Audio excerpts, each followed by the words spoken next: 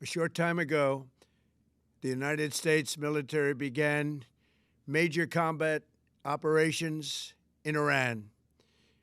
Our objective is to defend the American people by eliminating imminent threats from the Iranian regime, a vicious group of very hard, terrible people. Its menacing activities directly endanger the United States, our troops, our bases overseas, and our allies throughout the world. For 47 years, the Iranian regime has chanted death to America and waged an unending campaign of bloodshed and mass murder, targeting the United States, our troops, and the innocent people in many, many countries. Among the regime's very first acts was to back a violent takeover of the U.S. Embassy in Tehran, holding dozens of American hostages for 444 days. In 1983, Iran's proxies carried out the Marine barracks bombing in Beirut that killed 241 American military personnel. In 2000, they knew and were probably involved with the attack on the USS Cole. Many died. Iranian forces killed and maimed hundreds of American service members in Iraq. The regime's proxies have continued to launch countless attacks against American forces stationed in the Middle East in recent years, as well as U.S. naval and commercial vessels and international shipping lanes. It's been mass terror, and we're not going to put up with it any longer. From Lebanon to Yemen and Syria to Iraq, the regime has armed, trained, and funded terrorist militias that have soaked the earth with blood and guts. And it was Iran's proxy, Hamas, that launched the monstrous October 7th attacks on Israel, slaughtering more than 1,000 innocent people, including 46 Americans, while taking 12 of our citizens hostage. It was brutal, something like the world has never seen before.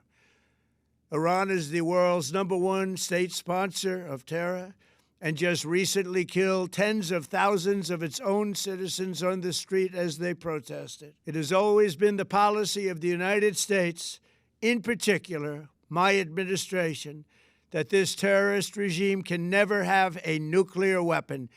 I'll say it again, they can never have a nuclear weapon. That is why in Operation Midnight Hammer last June, we obliterated the regime's nuclear program at Fordow, Natanz, and Isfahan.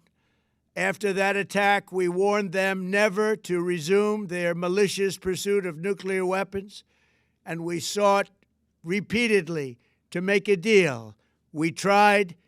They wanted to do it. They didn't want to do it. Again, they wanted to do it. They didn't want to do it. They didn't know what was happening. They just wanted to practice evil. But Iran refused, just as it has for decades and decades. They've rejected every opportunity to renounce their nuclear ambitions, and we can't take it anymore. Instead, they attempted to rebuild their nuclear program and to continue developing long-range missiles that can now threaten our very good friends and allies in Europe, our troops stationed overseas, and could soon reach the American homeland. Just imagine how emboldened this regime would be if they ever had and actually were armed with nuclear weapons as a means to deliver their message. For these reasons, the United States military is undertaking a massive and ongoing operation to prevent this very wicked, radical dictatorship from threatening America and our core national security interests. We are going to destroy their missiles and raise their missile industry to the ground. It will be totally, again, obliterated.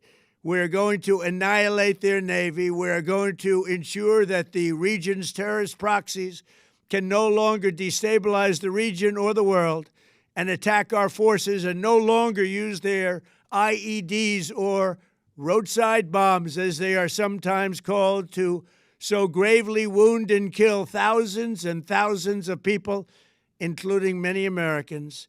and we will ensure that Iran does not obtain a nuclear weapon. It's a very simple message. They will never have a nuclear weapon. This regime will soon learn that no one should challenge the strength and might of the United States Armed Forces. I built and rebuilt our military in my first administration, and there is no military on earth even close to its power, strength, or sophistication. My administration has taken every possible step to minimize the risk to U.S. personnel in the region. Even so, and I do not make this statement lightly, the Iranian regime seeks to kill. The lives of courageous American heroes may be lost, and we may have casualties. That often happens in war. But we're doing this not for now. We're doing this for the future, and it is a noble mission.